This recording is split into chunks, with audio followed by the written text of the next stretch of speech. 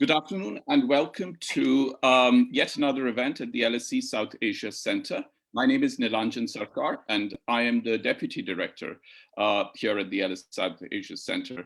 I'm delighted to welcome a very, very interesting and illustrious panel of speakers today, led by Justice Tassaduq Hussain Jillani, who will speak on the rights of minorities in Pakistan.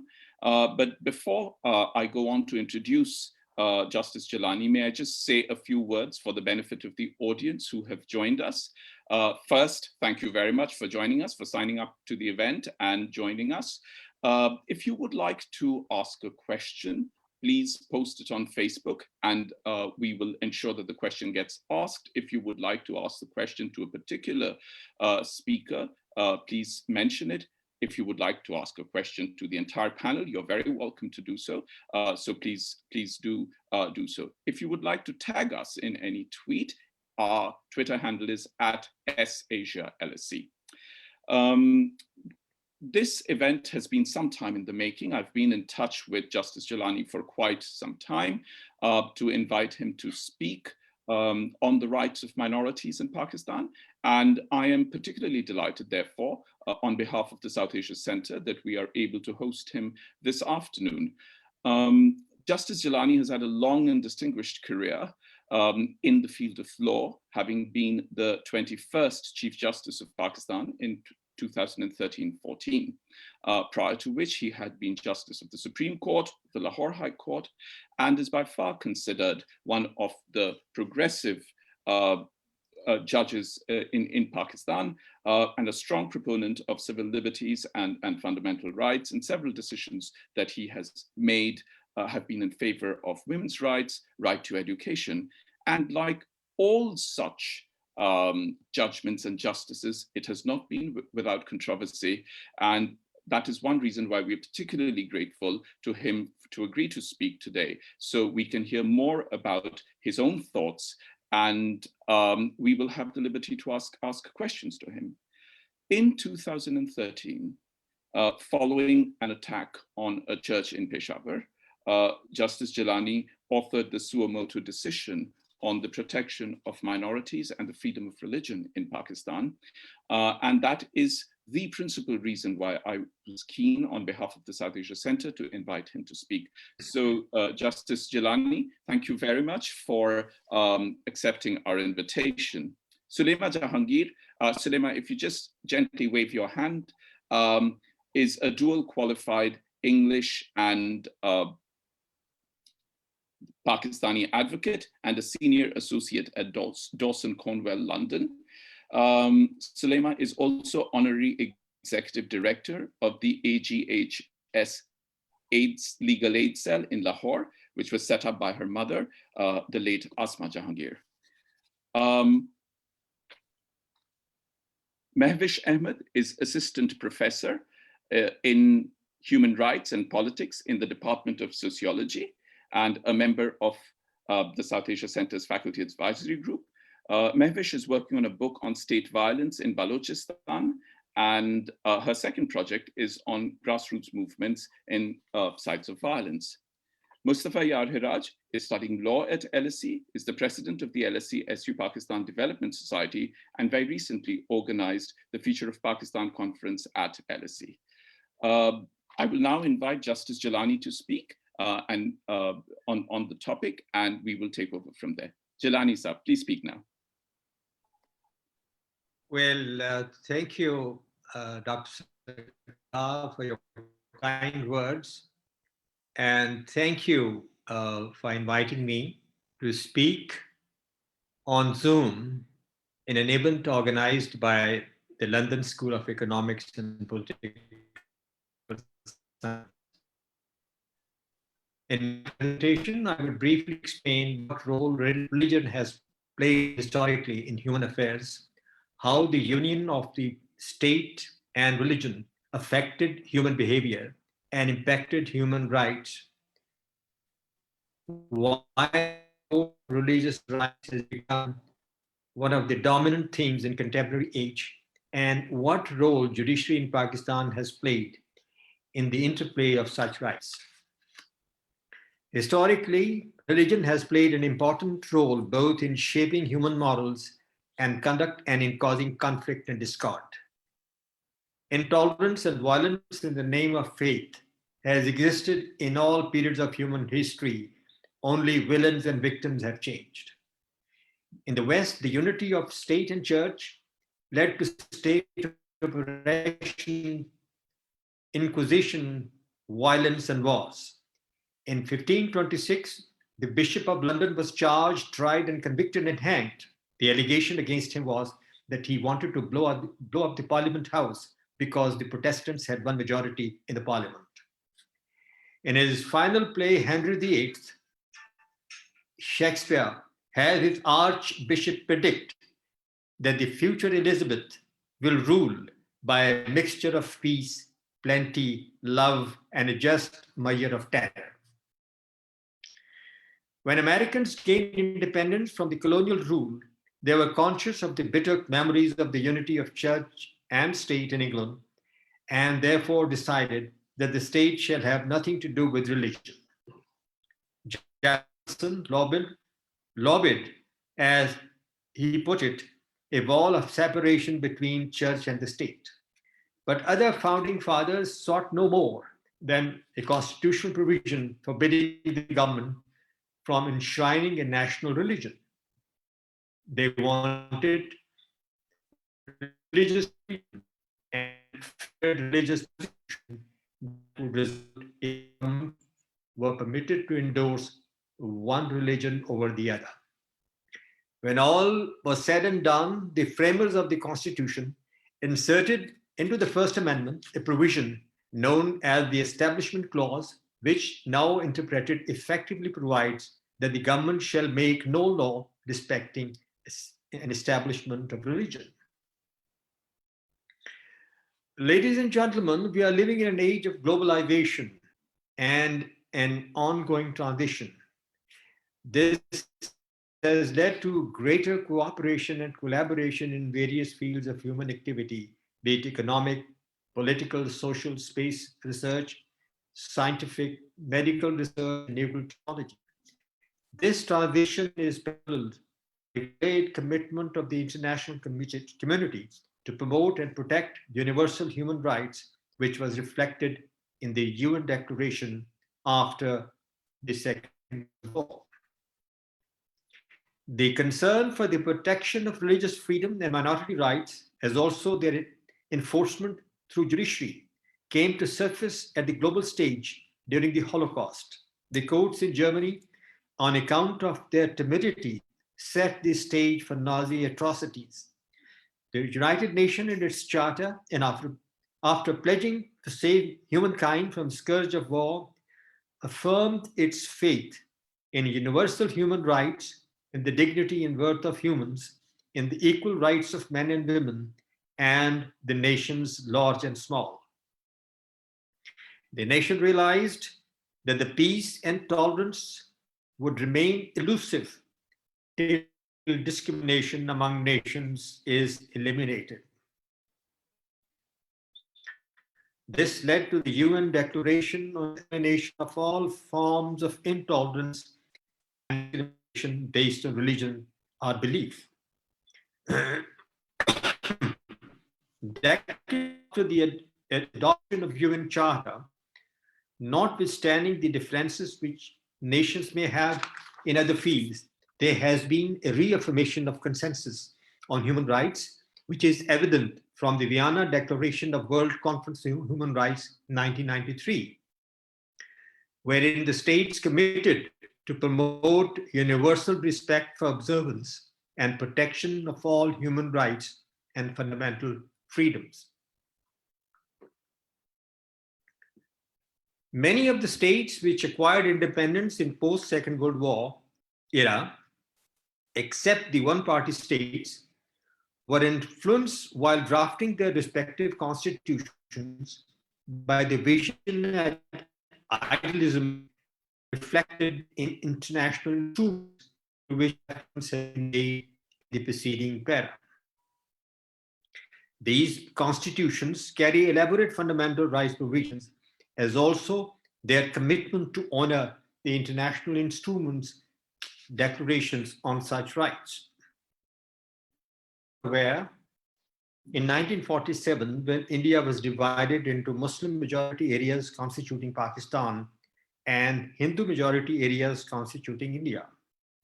But it was not possible for all the Muslims living in various parts of undivided India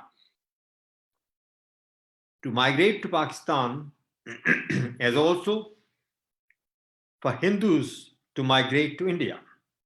Thus, in both countries, Muslims and Hindus became minorities in their countries where majority professed a different religion.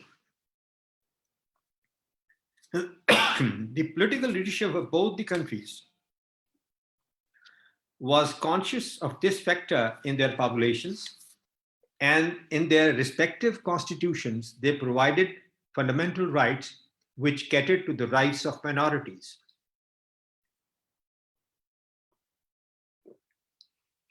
The express guarantees for freedom of belief and practice of religion, rule of law, due process, equal protection, and a progressive legislative agenda proffered by leadership of Pakistan movement constitute an implied social covenant with religious minorities in Pakistan.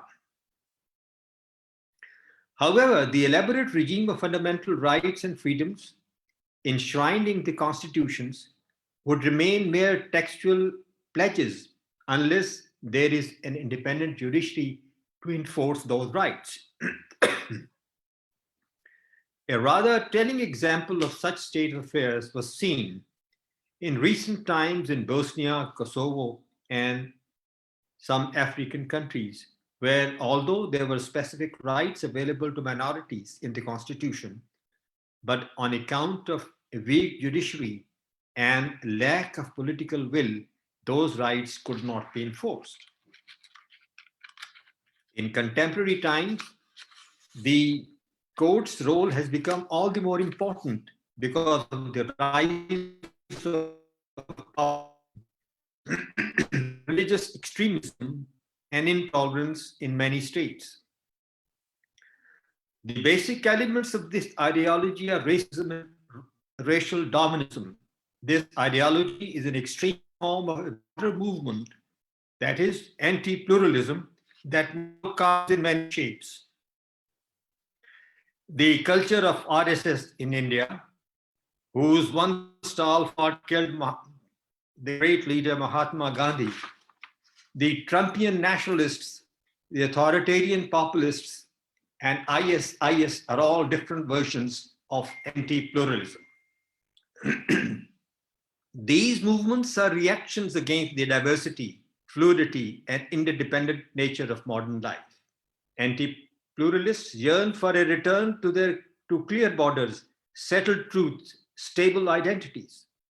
They kill for a fantasy, a world that shines in their imaginations but never existed in real time. The struggle between pluralism and anti-pluralism is one of the defining struggles of our time, and it is being fought on every front. In Pakistan, although Islam is the state religion, yet the people in the very preamble of the constitution have sought to create a pluralist society by committing themselves to create a state, and I quote, wherein the principles of democracy, freedom, equality, tolerance, and social justice as enunciated by Islam shall be fully observed, unquote.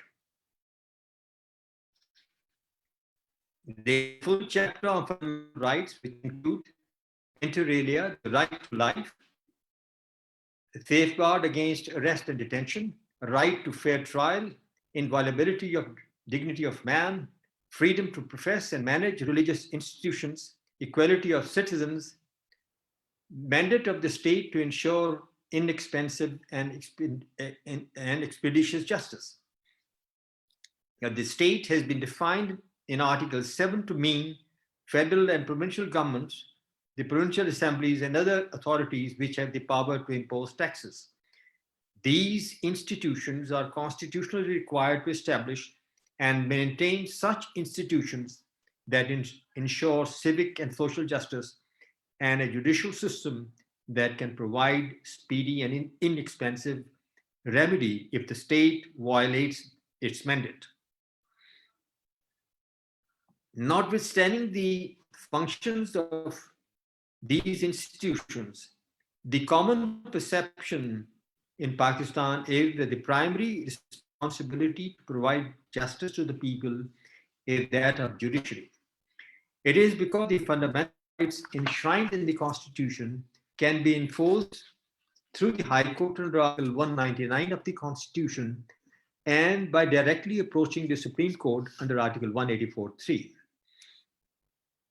The fundamental right of religious freedom is of particular significance because in Pakistan there are believers of religions other than Islam and there are sects within Islam.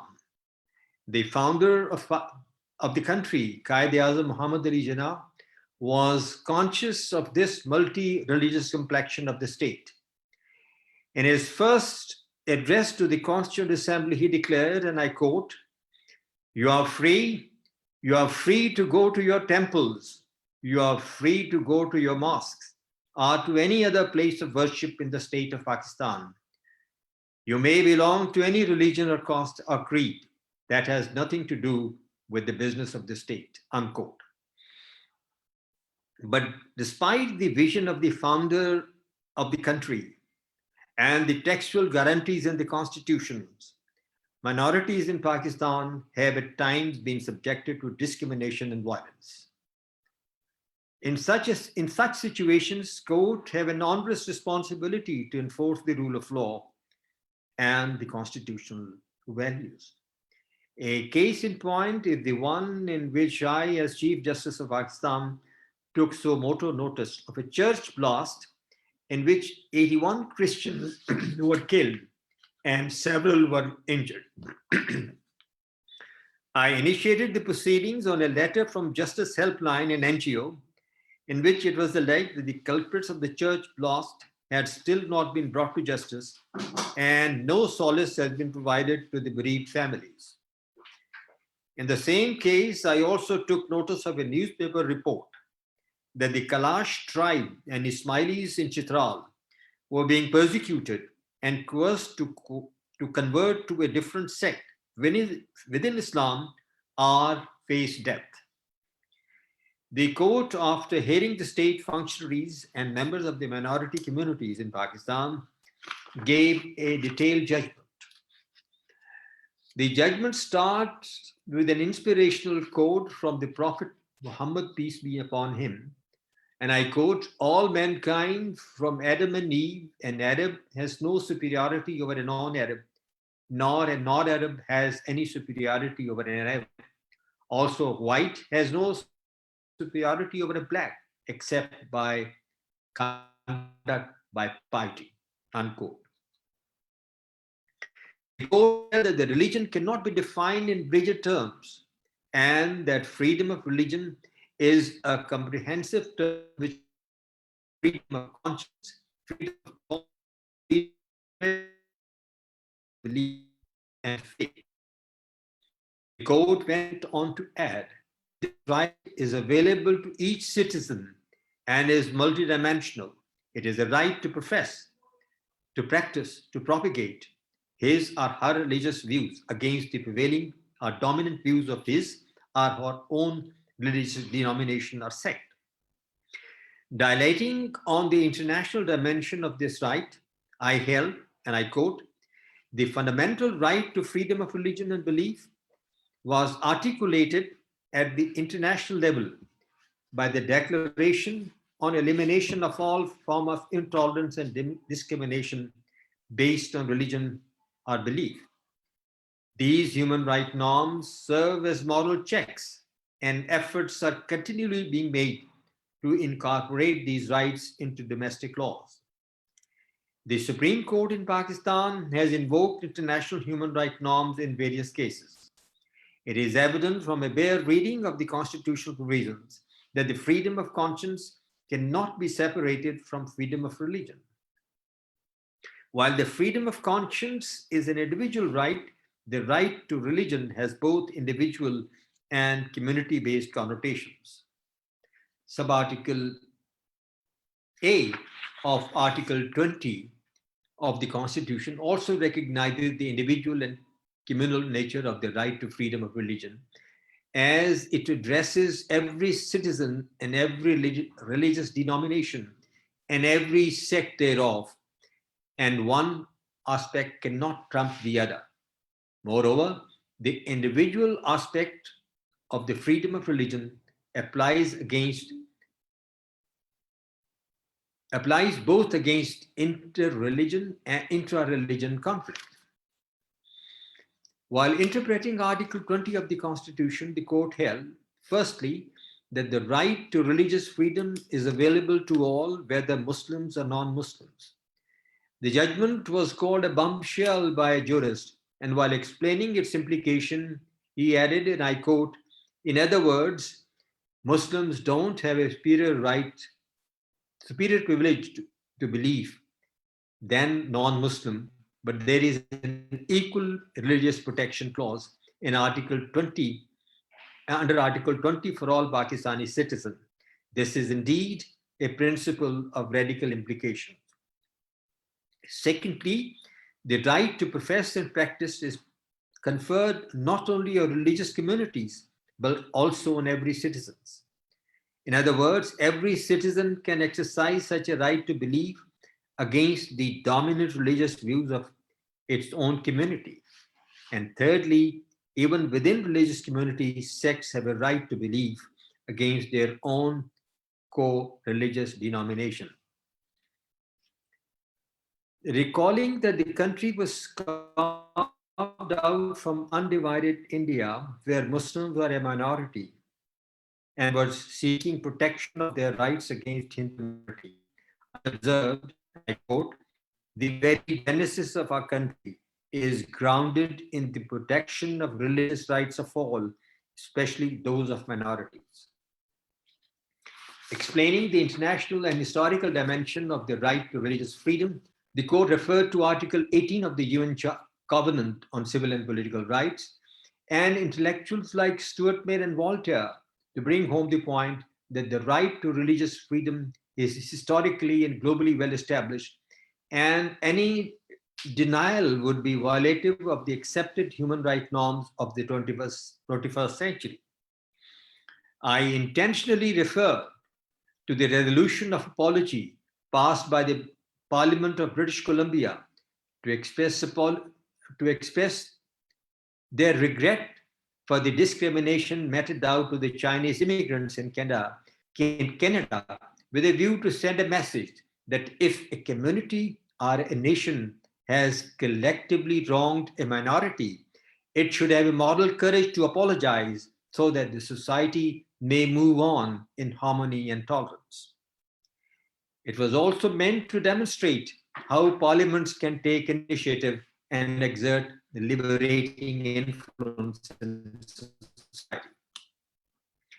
Referring to the heavy toll that humans had to pay historically on account of religious intolerance, I said the political aspect of religion has been rife with conflicts, extremism, and a claim of monopoly of truth, which historically has not been without its toll of human suffering. A step towards resolution is promoting religious tolerance, which should be the underlying objective in interpreting the right to religious freedom. Making a comparative analysis of how judiciary in different jurisdictions have dealt with the rights of minorities, ethnic or religious, I said, and I quote, in 1954, US Court, in the case reported as Brown versus the Board of Education, abolished segregation in schools and ensured implementation of its judgment by directing the dispatch of federal troops to the concerned state.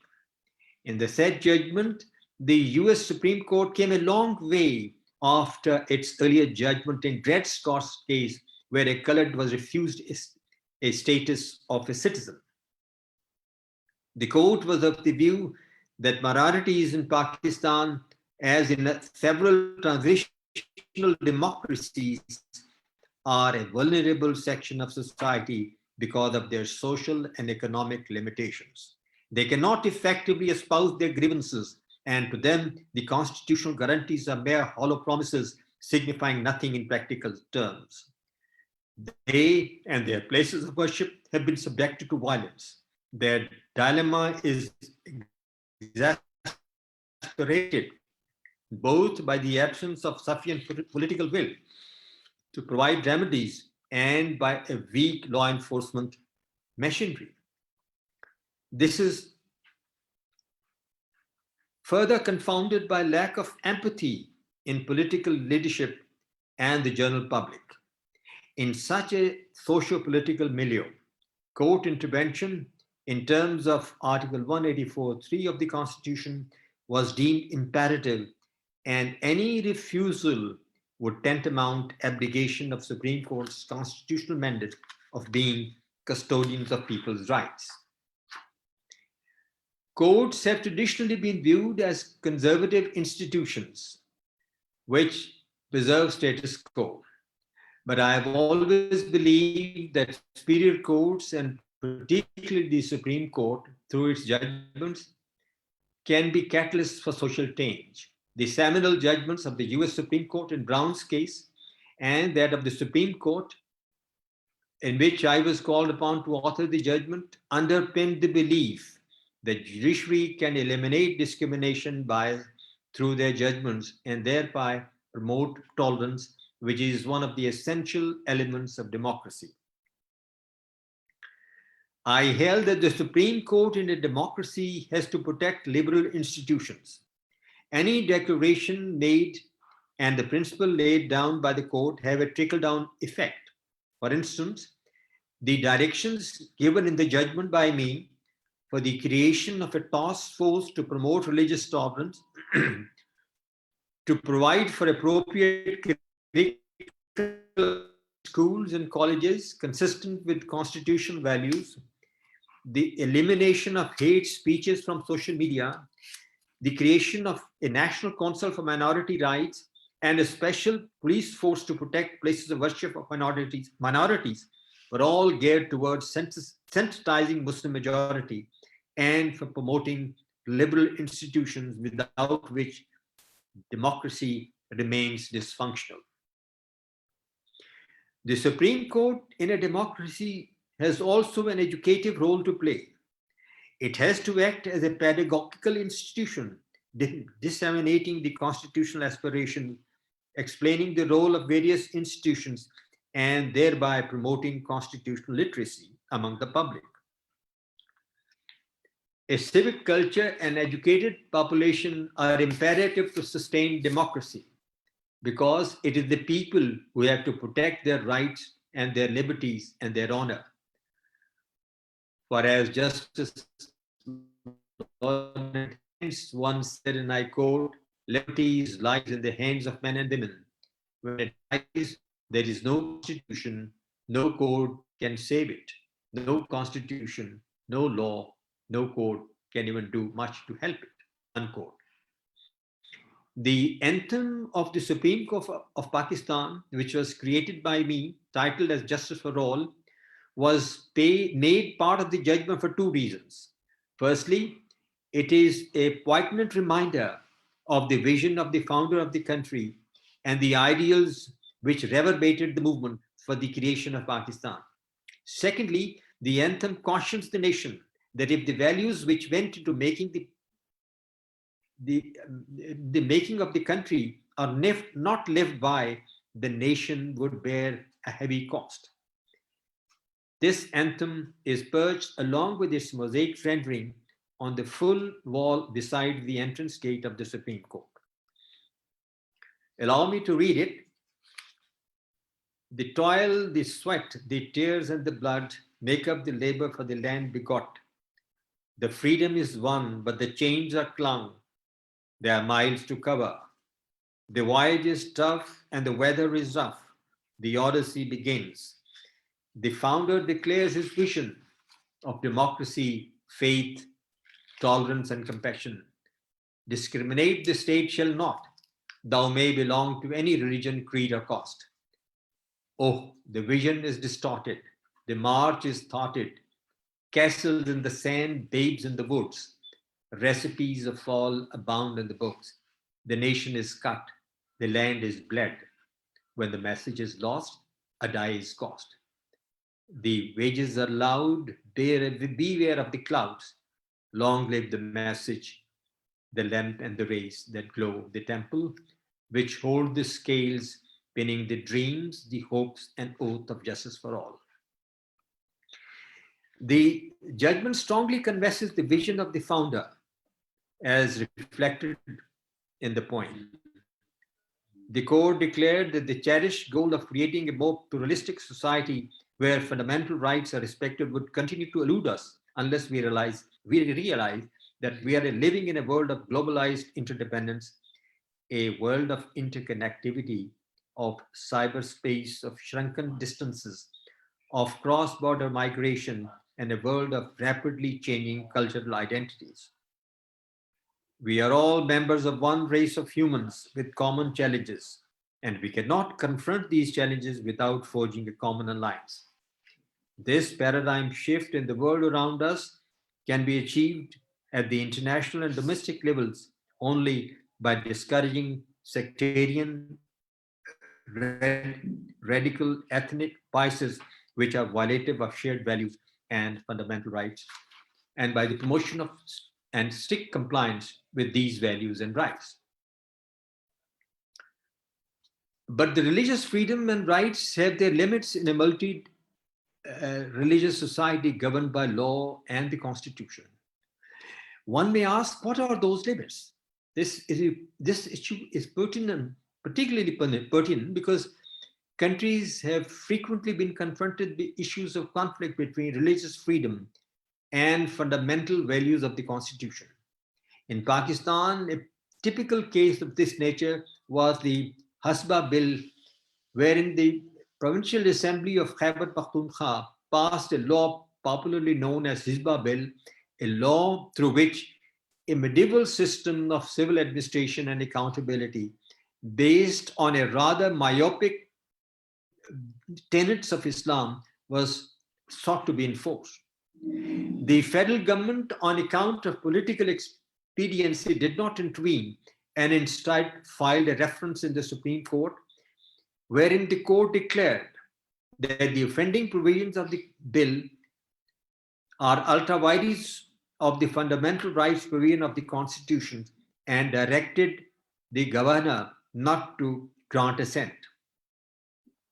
The judgment is important for more than one reason. First, that it laid down that religious freedom is not absolute.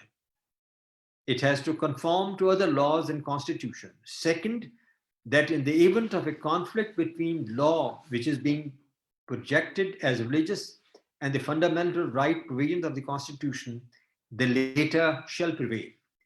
Third, it was a case in which political issues were brought to the court because political leadership was shy of the extreme right. It could not resolve the issue in political domain, fearing backlash from fundamentalist lobby, and filed a reference in court.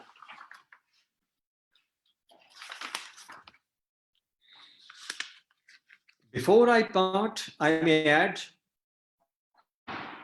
that judiciary alone may not be sufficient to create a society where rights are respected and where there is tolerance and where believers of every faith are free to live by their respective beliefs. Each one of us has a role to play.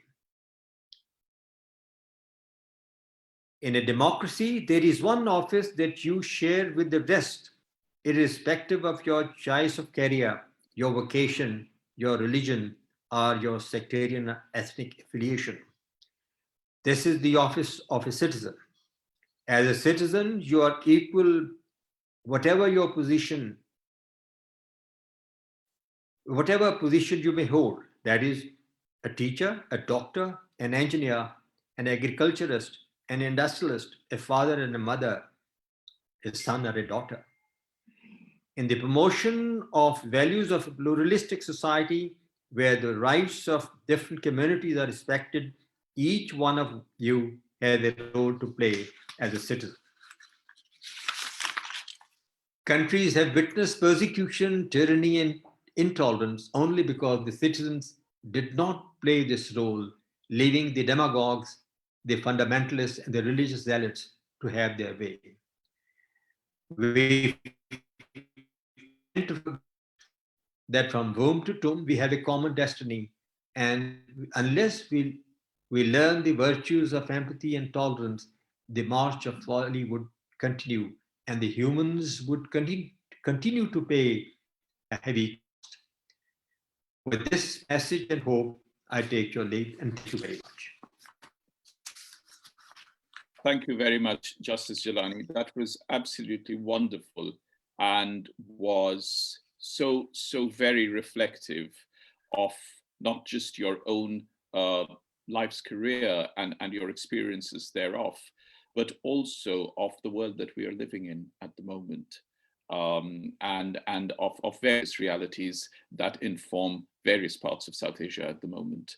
So thank you very much for saying that.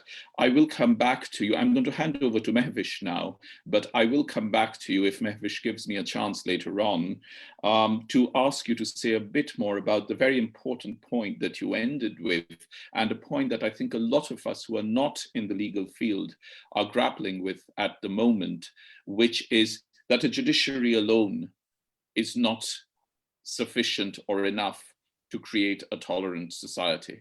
But please, I'm going to hand over to Mahvish now. Mahvish. Thank you. I guess I can. Thank you so much, Justice Jillani. It was an honor to hear you speak also about your judgment. I will start maybe perhaps by asking you two questions myself, and then asking Sulema and Mustafa as well to prepare theirs. Your talk made me think about two specific minoritized communities within Pakistan. One is, of course, Ahmadi Muslims, and specifically, on the one hand, your reference to constitutional rights and freedom of religion also within your judgment. And on the other hand, the limitation placed on this community to fully practice their faith. And I was wondering around some of your thoughts around this kind of contradiction and how it works itself out, given your interpretations.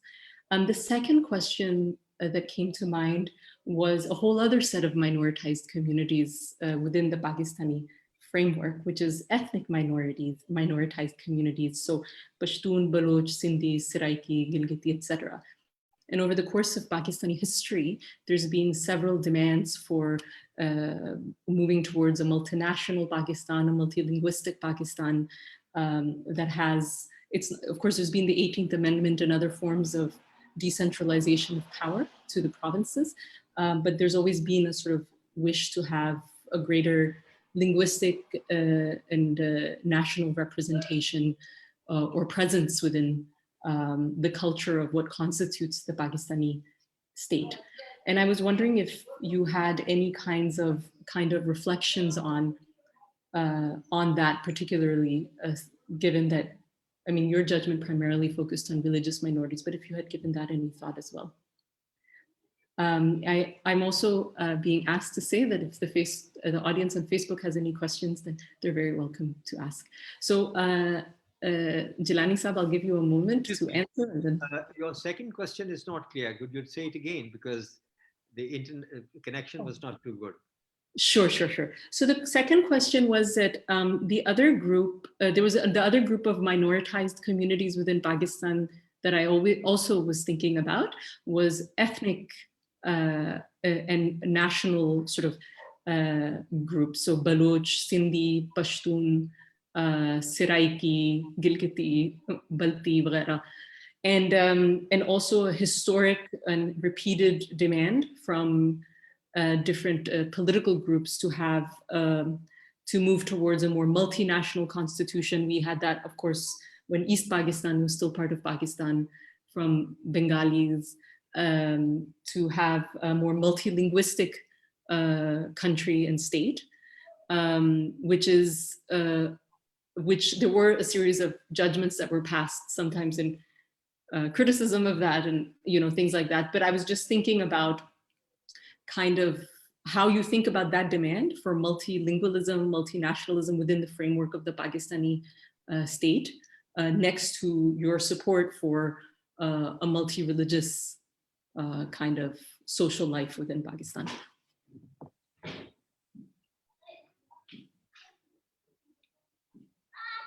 And so I can either, Jillani Saab, either you could answer, or I could ask my co-panelists if they had any questions, whatever you prefer.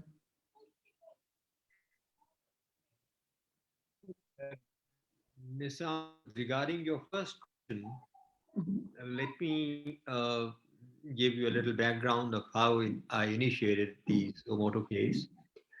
Can you hear me? Can you hear me? Yes. Can you hear me now? Yeah. So I took a Somoto notice. I issued notice to the Attorney General and Advocate General of 5 provinces. And I directed them to get in touch with minorities, minority communities, so that they come forward and voice their grievances and bring in their issues. I also, through a public notice given to called the communities, whoever wanted to voice their grievances and bring out their issues, to come forward. No, Ahmadis did not come forward. Perhaps one reason was that they don't consider themselves to be minorities. So when the community does not consider itself to minorities, there was no point in my again repeating any notice to them. That is the basic reason that you don't find any mention of this community in my judgment. Regarding the second question, multi-ethnic, well, of course, we are a country which is, in a way, it has great diversity.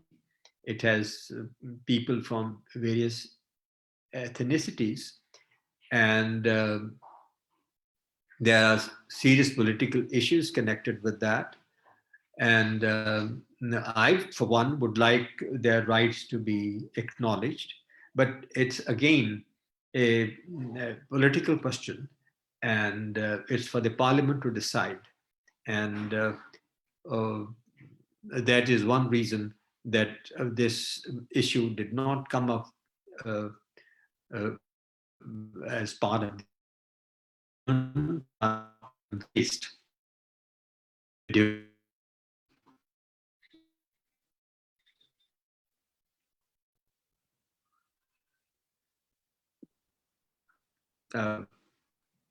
I can't hear you. Can you hear me? Justice Jillani, we lost you towards the end. So if you could just repeat the last bit of what you said. I said we are a country with different ethnic groups, and I would like their rights to be acknowledged in the Constitution. But it is for the Parliament to decide this issue, and it is strictly not as such a matter which could be subject matter of a judgment on minority rights, nor it was raised. Thank you so much, Jillani Saab. I believe I was looking at your judgment earlier today. There's 1 or 2 mentions of Ahmadis, just of some incidents more specifically. So I was thinking about that and how it's squared with some of the things you were mentioning, but I will not take too much time. And I'd like to ask Sulema if you would have any questions, comments. Assalamu alaikum, Justice Jillani. Hello, Sulema. How are you? I'm well, thank you. I'm delighted to see you here, and you are daughter of a great lady. Thank you. Thank you. She was very fond of you always, and it's a pleasure to see you as always. I used to confer with her, and in fact, she herself would come to me many a times when, well, I don't want to give the detail, but she was a wonderful lady, wonderful lady. Many a times I miss her. Thank you. Thank you. Well, she herself was very fond of you. You know, her relationship with some of your other judiciary was not always so simple, but I think she always held you in great regard. So thank you for your words today, and it was a real privilege to hear you. I feel honored to be a part of this panel. I wanted to start by saying that you know, we were very happy with your judgment. As part of the legal community in Pakistan, we've not always been very happy with the way suo motu powers are exercised by our judiciary there. You know, even on commercial agreements or school fees, etc. It was becoming a little bit sort of with, you know, out of bounds of fundamental rights. So in that regard, we were very pleased to see that you had taken up such an important issue relating to fundamental rights and exercised suo motu powers in a valuable way for Pakistan. And in that regard, I wanted to say that, you know, to comment upon the latter part of your speech was that, you know, there is of course, a religious backlash in Pakistan. And of course, you can't, you know, you cannot think that the judiciary will solve a lot of the, well, all the problems or even a lot of the problems, because Pakistan is such a complex place. What, in that regard, what do you think? I mean, after your judgment, a lot of commentators, a lot of people, even in the legal community or in the human rights community, felt very disappointed because, you know, there was HRCP then mounted a public interest litigation on the implementation of your judgment. They felt that nothing much really happened. The Subtle Commission report never really came out. There were various, you know, national commissions formed and their names were changed, etc. But the state could have done a little bit more. For example, even things that were sort of discrete or easily manageable, like setting up a task force in the police to look after places of worship of people from religious minorities, or looking at the curriculum, the educational curriculum, which has actually become even more intolerant towards religious minorities in the last few years. So there were lots of areas where we actually regressed, even so. Do you feel disappointed? Do you feel that a lot more could be done? I certainly feel that a lot more could be done. In fact, when I said that there is a lack of political will, when I said that part of it is on account of the fear of backlash from the fundamentalist lobby, I may share with you that when I had completed the judgment, I wanted to announce it in the province and in the church where the incident took place, because I thought that's the only way it can have some impact and provide some solace to the bereaved families and minority communities generally. And I called the Chief Justice of Khyber Pakhtunkhwa, and he said, "Sir, I'll be back in an hour." And he came back, he called me back to say, "Sir, you have not been given security clearance." So that was the situation at that particular time. And lack of political will is further demonstrated by the fact that after such a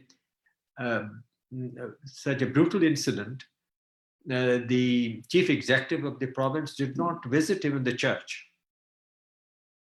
Regarding the implementation of the judgment and whether I'm happy, well,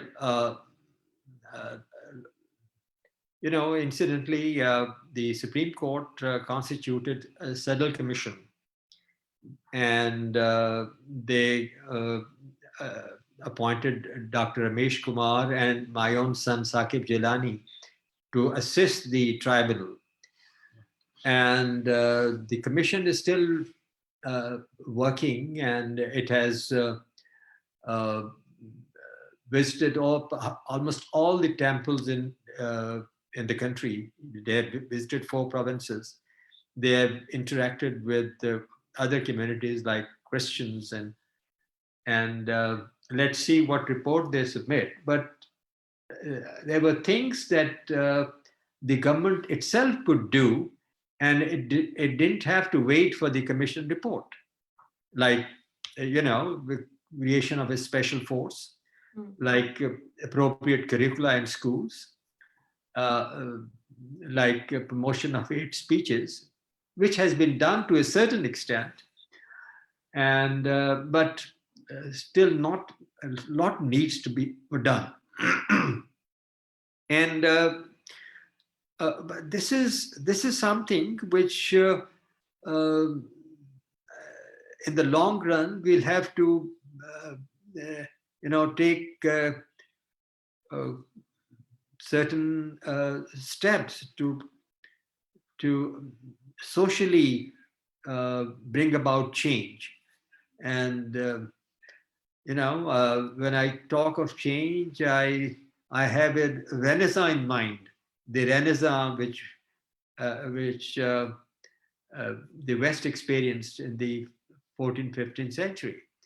But that's an idea. I don't know when it happens, but that is the time when we'll have a more tolerant society. Thank you for that. I mean, I think about, the long run and when change happens. When I was a small child, my mother took the Salamat Masih case. And I remember sitting in court at that time and being really horrified. I think this is one of the my most horrific earliest memories. And, we thought that the courtroom is going to be besieged. And thereafter, of course, our family was shot at. My mother was shot at. There were people who tried to kill us. And the judge who ruled in favor of the 12-year-old boy, acquitted him, was thereafter murdered. So one sees that happening, and then many years later, you see the Asia Bibi case, and she was acquitted, but she spent 9 years in prison as an innocent person, and everyone said, "Oh wow, how brave our judges are."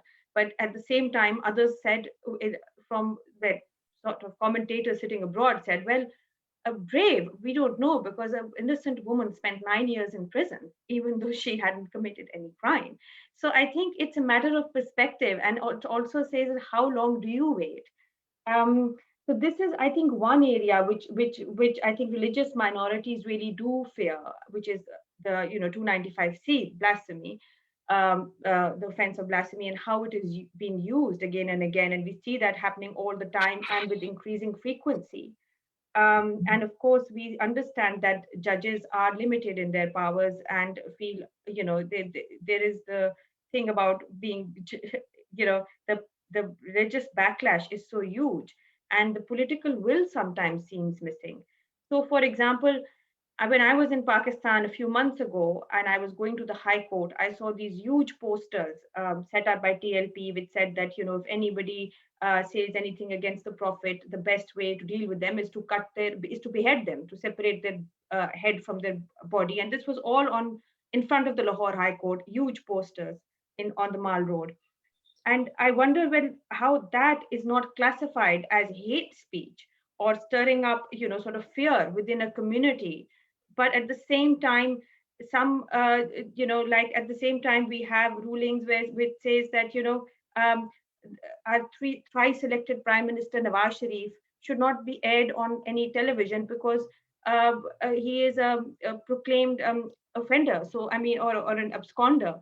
So so I think there is the hypocrisy within the politics, and to some extent within also some judgments, um, is is very glaring to some to a lot of us in the legal community. And we feel like, yes, it has taken, it'll take a long time and a lot of people have to change, but I just feel like, when is a long time? And I feel like things have not progressed. I feel things have regressed to some extent. We still see also another issue that we come across a lot in my mother's law firm is forced marriages and conversions. And just recently, we had a Lahore High Court judgment saying that a 13-year-old Christian girl who had eloped with her boyfriend, that was a legal marriage, because he was applying Islamic traditions and ignoring judicial precedents and statute. And it becomes very difficult. Um, Sometimes it feels like, as a part of the legal community there, you sometimes feel like you're banging your head against a wall, because it's not just the political will outside of the judiciary. I think even within the judiciary, there is that political will to sort of let the status quo, or to toe a particular line. And I wonder when that will stop, and when we will have a better and a clear guidance from our superior judiciary, which says that you have to follow judicial precedents, you have to follow statutes. You cannot go according to what your personal, sort of value system is. And I think that would be something that would be really much appreciated in the field of law in Pakistan. You see, I agree with some of your observation and remarks. And the placards in front of the High Court that you were referring to, and the inaction on the part of the state, it shows the amount of political will, a lack of it. And again, the blasphemy, you'll be surprised that recent data issued by the Center for Social Justice in Pakistan indicates that 75% of the accused in blasphemy laws are Muslims. So the trend has changed. The Muslims are accusing Muslims of blasphemy. And 70% of those belong to Shia sect. This is unfortunate. So, but this can't change with law alone. There has to be social transformation. There has to be education. Unfortunately, we suffer from religious illiteracy. And in the last 70 years, we have, the public sector education has suffered a lot, and we have invested more on,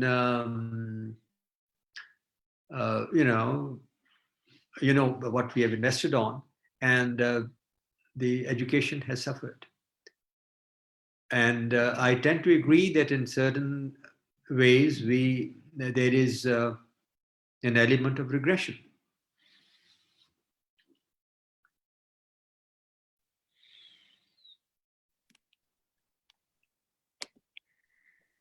Thank you. Mustafa, would you like to ask your next questions, please? Yes, thank you, Ms. Sulema Jahangir. Assalamu alaikum, Justice Jillani. Assalamu alaikum, how are you?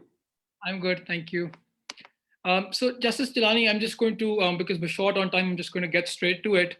I think the one point that I would like to just sort of highlight, that I think Dr. Nilanjan was also hinting at when he referred to the last bit of your speech, where you talked about how the judiciary alone may not be able to enforce such decisions, even if they are, as Ms. Sulema Jahangir said, even if we completely put aside the point that there is a lack of a political will, even if we take the judiciary at its best, like you did through your judgment, enforcing these judgments is the issue where that Pakistan is struggling with.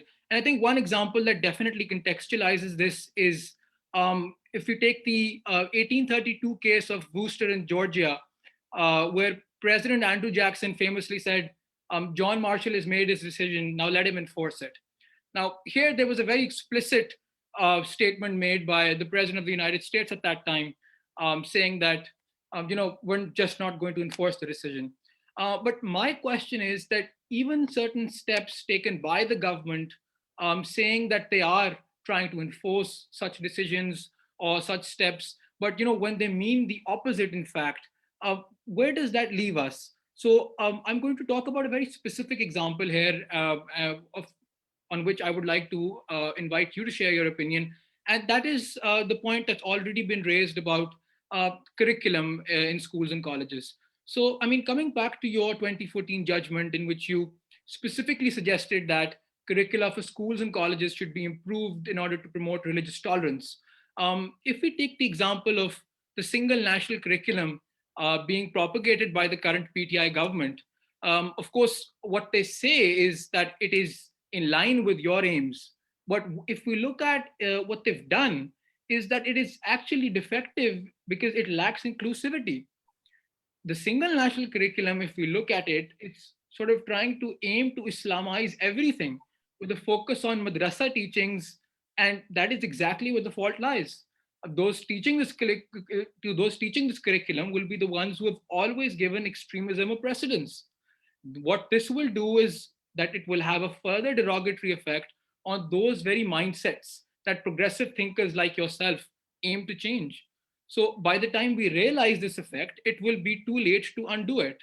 So my question to you essentially, Justice Jillani, is that don't you think that what the government is proposing through their single national curriculum is in direct contradiction to your recommendation for improving curricula for schools and colleges in order to promote religious tolerance?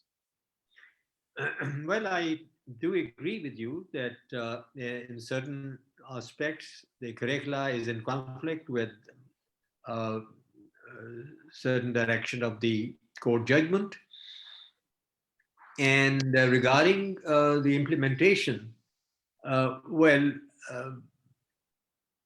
I don't recall any judgment in which of the Supreme Court in which the Supreme Court said that the court itself would ensure its implementation.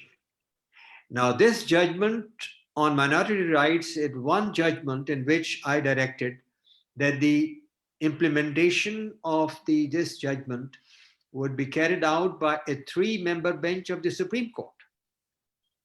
And you would be happy to know that this bench is still functioning. Whoever is the Chief Justice, he has to comply with the order given in the judgment. So, ideally, the judgment has not been implemented completely so far, but the one silver lining is that the Supreme Court, the court itself is seized of the implementation part of the judgment, and it has not been left to the executive authorities. Now, the effect is that minority communities are still going to the Supreme Court directly with a simple page application. Sir, this is violation of the judgment. Sir, this is violation of the judgment. Sir, this temple has been closed. Sir, the temple in Karak was subjected to violence. Do you remember the last month, a Hindu temple was subjected to violence? It was demolished by the fundos, but the Supreme Court directed that the money should be recovered from those miscreants who demolished the temple, and it should be rebuilt. So one good effect of this judgment is that the issues of discrimination and violence against minorities have been brought to national focus. The second effect is that the minorities have been provided with with the highest forum possible without any expense to go to the court. So I think it's a continuous process, and the court in its judgment issued a permanent mandamus to implement it. So that's my comment on your question. Mustafa, go ahead. You want to ask something else? Yeah, so definitely, Justice Jillani, I agree with you about the points that you've just made, and how the Supreme Court itself has got a functioning bench in order to ensure the implementation of this.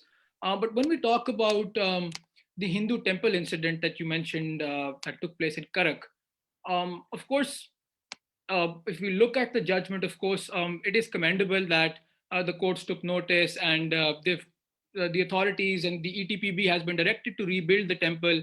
And as you just highlighted, that the money is to be recovered from those who were responsible. But I mean, do you think that had it been, God forbid, a mosque that was subject to such an incident, would our government and would our courts be satisfied with a simple order instructing the ETPB to rebuild it, even if money is recovered? I mean, would our society at large accept a solution such as this? I mean, the repercussions of such an incident might have been so severe that people would have taken to the streets, and I mean, there would have been a law and order situation that the government would have had to deal with. So, I mean, of course, in terms of giving them recourse and allowing the temple to be rebuilt is progress in itself. Are we still not hurting their sentiment in not giving strong enough judgments or directions?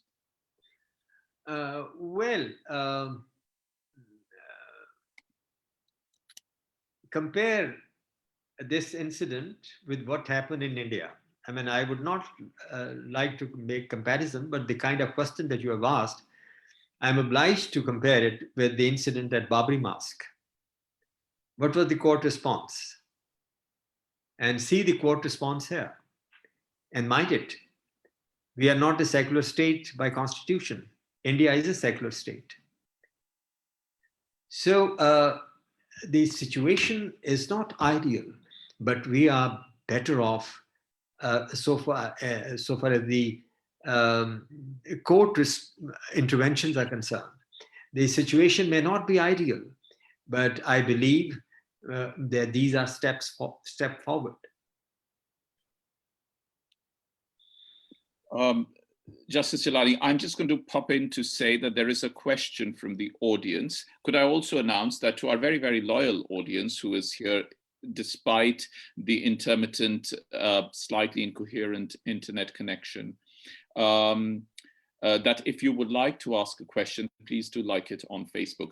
I'm going to ask you a question from the audience. I'm going to withhold the name because usually in LSE for on-site events, we take permission from the audience before asking. The audience has the right to ask a question without revealing their names. Since we have not taken that permission, I'm going to withhold the name and I'm simply going to ask the question. The question, there's actually, it's a two-part question, which is part of a comment, one of which you have already answered in part in response to what Sulema was saying, and that is, how do you see the laws, the judgments that are made to protect the rights of minorities, howsoever defined, whether they are ethnic minorities or other minorities, but in the context of this question, religious minorities, when they are set alongside the law of blasphemy?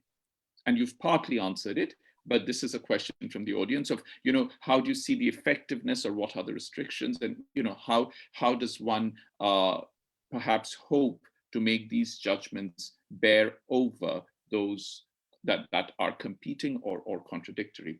The other question is a completely different one, which is that, do you think that the judiciary, sections of the judiciary, judges in Pakistan, are too involved in political judicial activism, and that is a hindrance to judicial effectiveness, to judicial reform, to social change, that eventually there's a question of political interest and motivation involved in judgments. Thank you.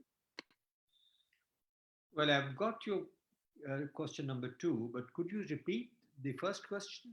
Could you be a little The first question, the first question in brief is that howsoever path-breaking and howsoever important the judgments are that work towards the protection of the rights of minorities, religious minorities in Pakistan, how do you think that when they run alongside the law of blasphemy, their effectiveness, or rather their ineffectiveness, functions, so that in effect, therefore, despite the positivity of the judgments and the positivity of intention on the part of the judges, there is a parallel law that fundamentally diffuses the potency of such judgments?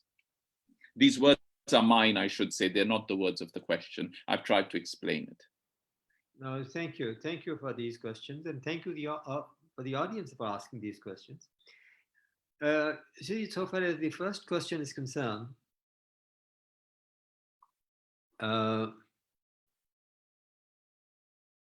you see, a judiciary interprets the law. It's not the lawmaker. And we have to, as judges, we have to bear that in mind always. At least I would do that. I did that, attempted to do that when I was a judge. Whatever our views on laws of blasphemy, it is law. And its misuse at times is on account of various factors. And the courts have many a times intervened at the misuse of this law, and they have acquitted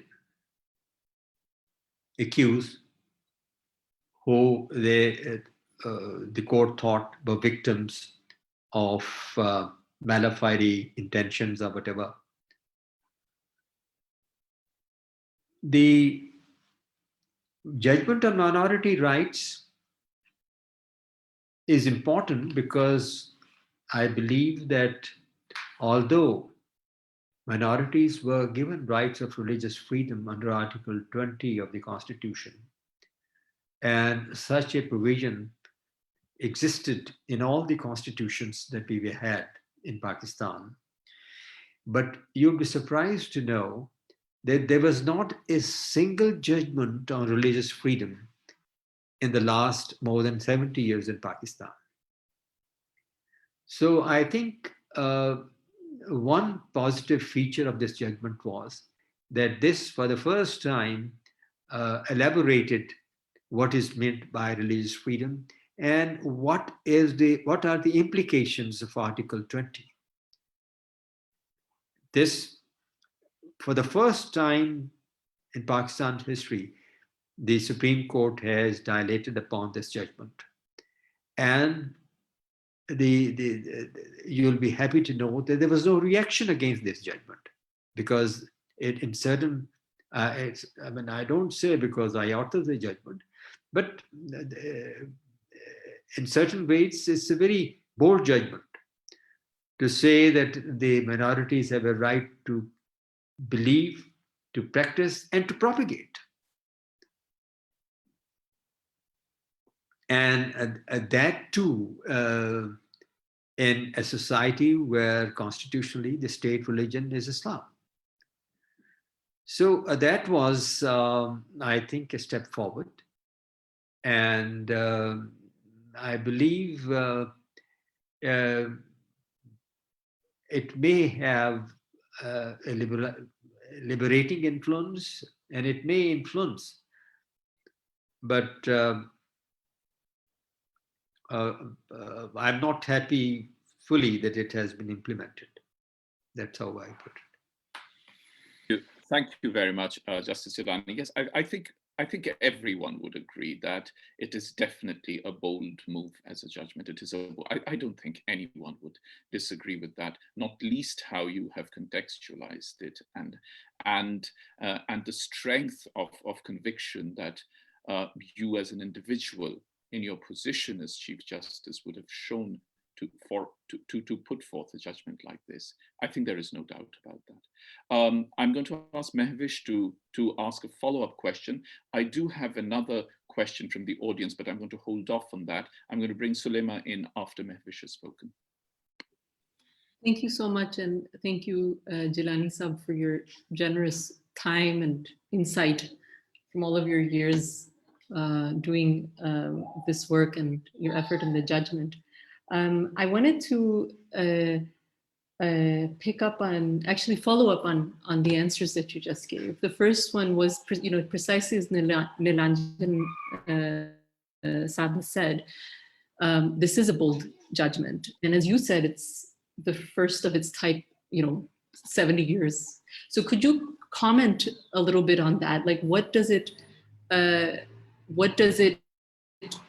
reflect about perhaps the cultures of the legal fraternity in general when it comes to the kinds of questions that you raised there, and also about the priorities or the lack of addressing this among the justices that have gone before you? And linked to that, is there a concern that you have, given that it was because you had a chance, because you in particular as an individual justice had a chance to sit on the bench, that we saw this suo motu passed, and therefore also that on some level, this kind of judgment is dependent also on somebody like you coming through again.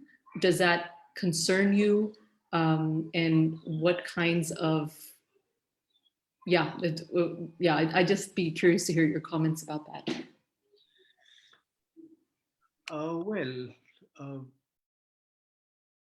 In all judiciaries,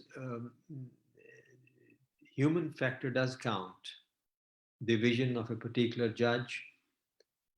Of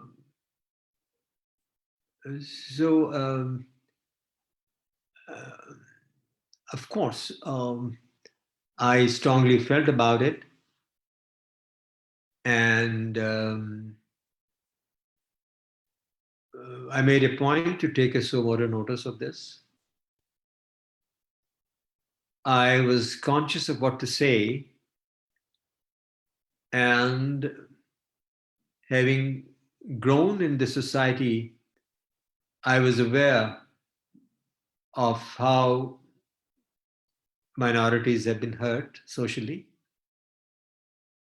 I was witness to many incidents, and as a sensitive citizen, I all along I was very conscious that these issues should be brought in judicial domain.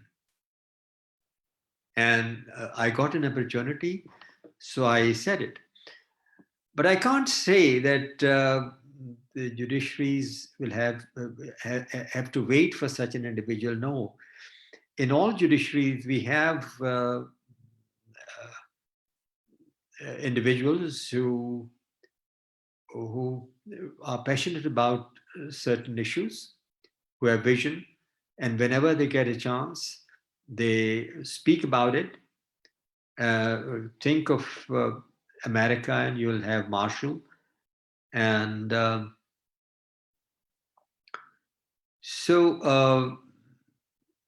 individuals do matter, and how they approach the issues and the Constitution, that it does affect their judgments. Justice Jillani, there was a question about political judicial activism that was from the audience. Yes, I'm sorry. I was coming to that question. I agree with you that some of our judges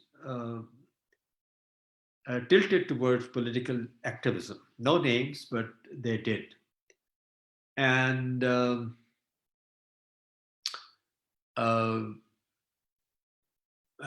they were subjected to criticism as well. But then it was their choice. I strongly believe that a judge should speak only through his judgments. And when you refer to political activism, they were also accused, there was also allegation that those judges made strong statements while hearing the cases, which I believe is not done. It should have been avoided. But then every judge has his own approach. Thank you, Justice Jillani. Sulema, would you like to come in? Thank you very much, Judge Saab. My question is actually relates to some of the questions just asked us now. First of all, I wanted to thank you because you're one of the few judges, I think, who have made our jurisprudence a lot richer. And as a part of the legal community, we feel pride in that. The use of suo motu powers in particular have added so much to our minority communities. And I think that is not the only judgment of yours that I'm thinking about. I'm also thinking about a much older judgment of yours before you were elevated to the Supreme Court, which was about the right of a woman to marry, and which followed very soon after the Saima Wahid case. And of course that again is cited very much in family courts where women are persecuted for marrying out. For adult women are persecuted by their parents if they marry of their own choice. So thank you for that. My question is really that while there are judges who have added so much to our jurisprudence in a positive way within the curbs of their judicial remit, again there's a lot of questions on judicial accountability from the legal community right now.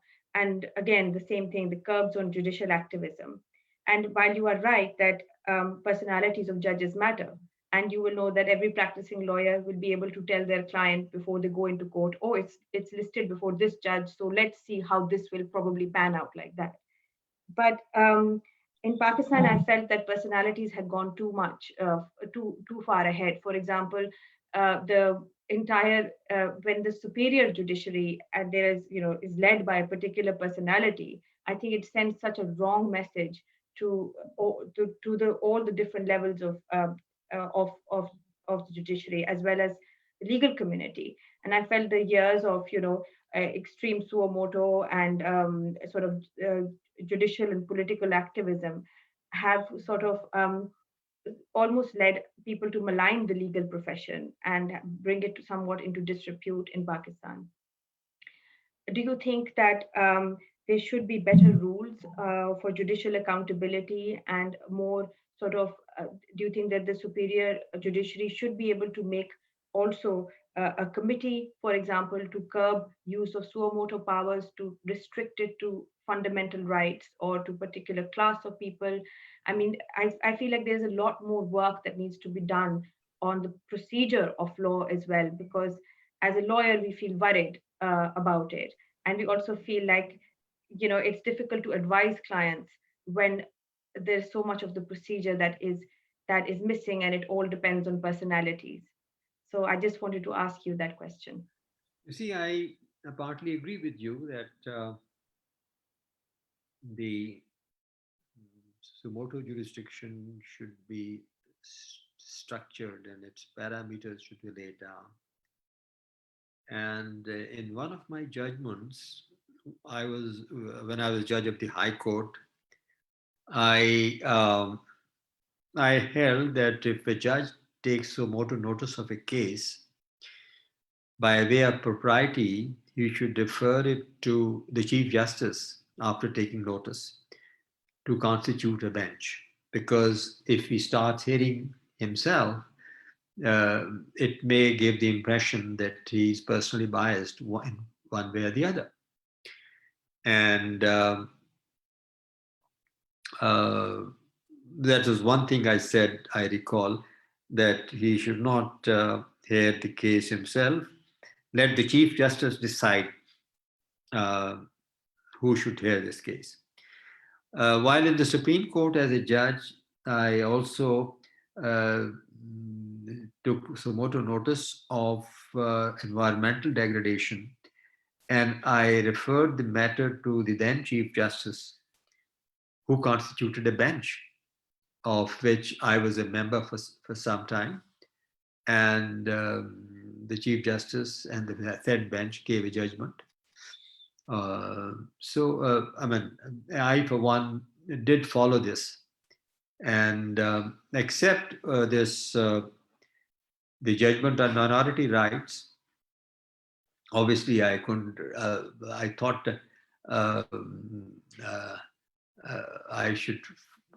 I could form a bench myself.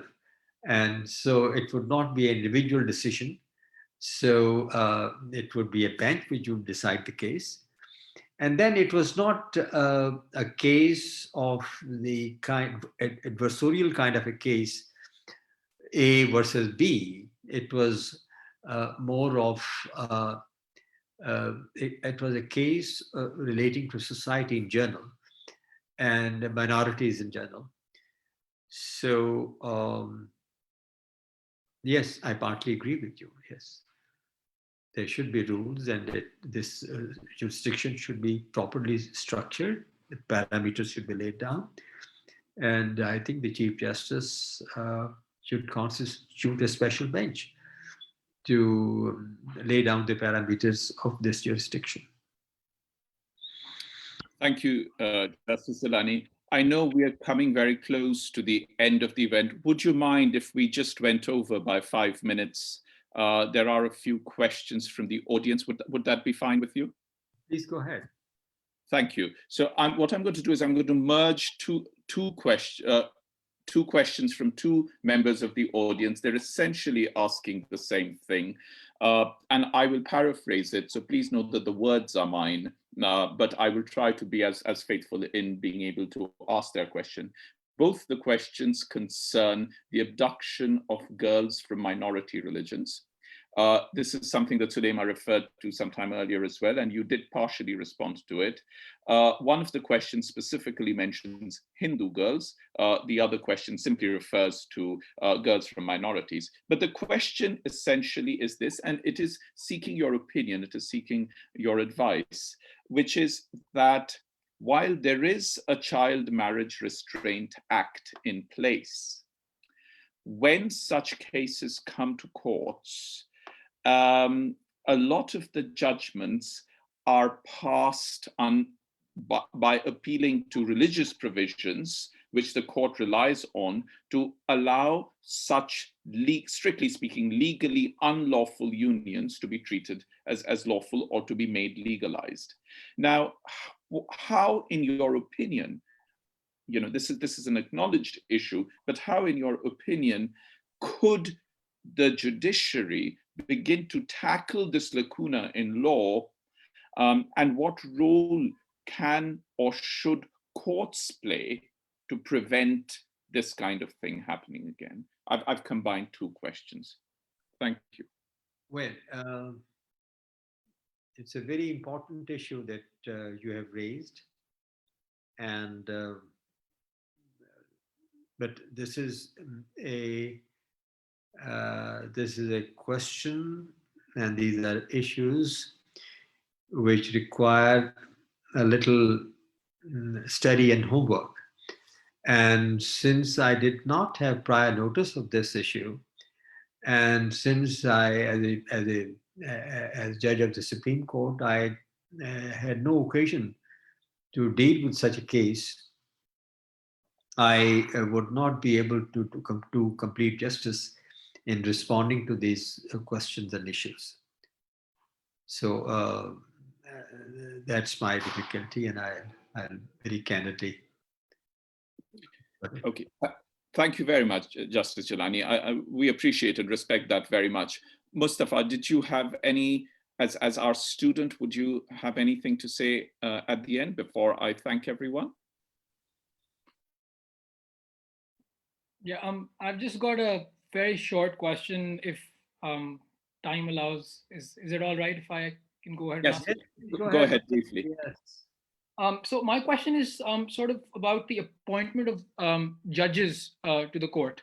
And if we, look at what Pakistan does, it is quite far away from the public eye.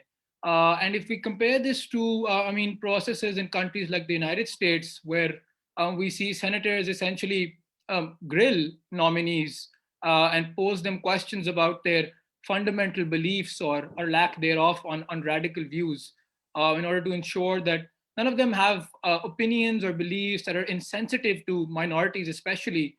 And we've seen how the jurisprudence in the United States has evolved by appointing judges, taking into account the conservative versus liberal debate. So Jillani Saab, do you think that there's a need to reform the criteria and processes through which our judges are appointed to the highest court in the land? Well, there is always room for improvement. There is no doubt about that. And through the 18th Amendment, the method of recruitment was changed by a constitutional amendment. And if tomorrow the Parliament thinks that we need further change, they are free to do it. But having said that, I believe whatever the system or the method of appointing judges, all ultimately depends to quite an extent on individuals who are manning the system, who have to decide about X, Y, Z, whom to pick, whom not to pick. So that subjectivity is always there. The system in US is not ideal. It has many shortcomings, and it has been subjected to a lot of criticism as well. And so is the system in our neighboring country, India, which too has been subjected to a lot of criticism. But then we have the system, and it's not for judiciary to change it. It's for the parliament to change it. That's how. Maybe by the time you come of age, you have a better system, and you are a good candidate for that elevation. I hope Thank you are. Thank you very much, Justice Jillani. Sorry, I didn't mean to interrupt, but I'm afraid we must draw this very, very interesting discussion to a close.